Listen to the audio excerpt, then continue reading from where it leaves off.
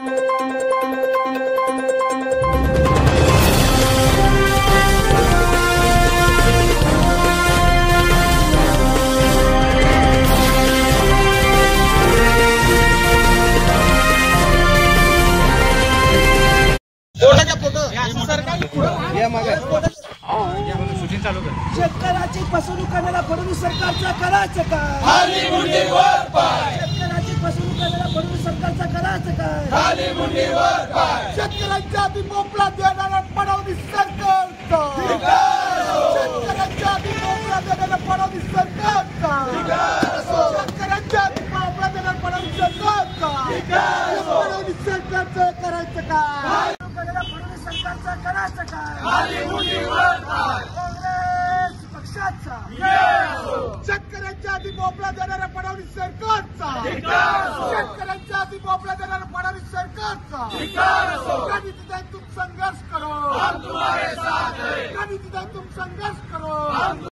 महाराष्ट्राचे मुख्यमंत्री सुशंकुली म्हणून देणारे देवेंद्र फडणवीस काल सोलापूर जिल्ह्यामध्ये आलेले होते। काल आपल्याला माहित असेल त्यांनी काल खासदार प्रणिताई शिंदे यांच्यावर टीका केली।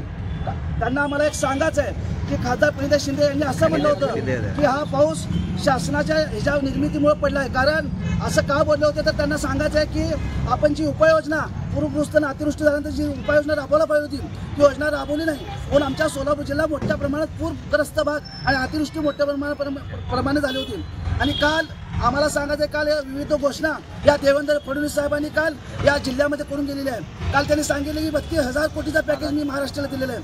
त्या 32,000 कोटीमध्ये तुम्हाला सांगतो 10,000 कोटी रस्त्याला दिलेले आहेत आणि 17,000 कोटी रुपये विम्याचे आहेत आणि 6,000 कोटी हे फक्त केंद्र शासनाचे आहेत। त्यांनी एक प्रकारे या शेतकऱ्यांची फसवणूक केली आहे। शेतकऱ्यांना भोपळा देण्याचं काम या फडणवीस सरकारने केलं आहे।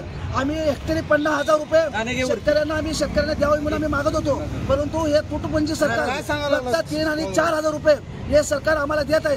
त्यामुळे आज आम्ही भाजप कार्यालयासमोर हा भोपळा आहे, भोपळा हा भाजप कार्यालयासमोर फोडून आम्ही एक प्रकारे त्यांचा निषेध करणार आहे। आणि आमच्या खासदार प्रणिताई शिंदे बांधावर जाऊन एक प्रकारे शेतकऱ्यांचा आवाज उठवण्याचा प्रयत्न करत होते।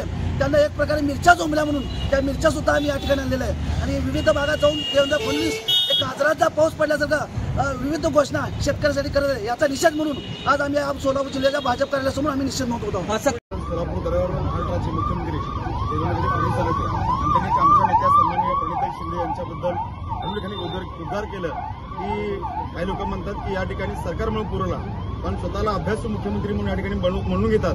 खरं तर आदरणीय खासदार प्रणिताई शिंदे यांच्या वाक्याचा विपर्यास त्या ठिकाणी केला। त्यांना त्या वाक्यातून त्यांना काय सूचित करायचं होतं की तुमची सरकारी यंत्रणा आहे, तुकडी यंत्रणा आहे। वास्तविक आता पावसाचं अनुमान हे 3-4 दिवस आधी आपल्याला कळतं, सर्व गोष्टी घडतात, परंतु सरकारने कुठल्याही प्रकारच्या उपाययोजना केल्यामुळं या ठिकाणी तो पूर सरकारने आणला।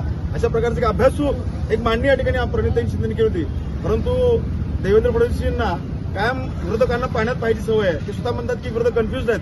मला वाटतं की महाराष्ट्राच्या राजकारणात सर्वात कन्फ्युज मुख्यमंत्री कोण असतील ते देवेंद्र फडणवीस आहेत। कारण की अजित पवार असतील, छगन भुजबळ असतील, यांना ते चकी पिसिंग म्हणतात, परंतु त्यांच्यासोबत जाऊन सत्ता या ठिकाणी घेतात। म्हणजे महाराष्ट्रामध्ये विरोधक या ठिकाणी कन्फ्युज आहेत, काही सत्ताधारी कन्फ्युज आहेत।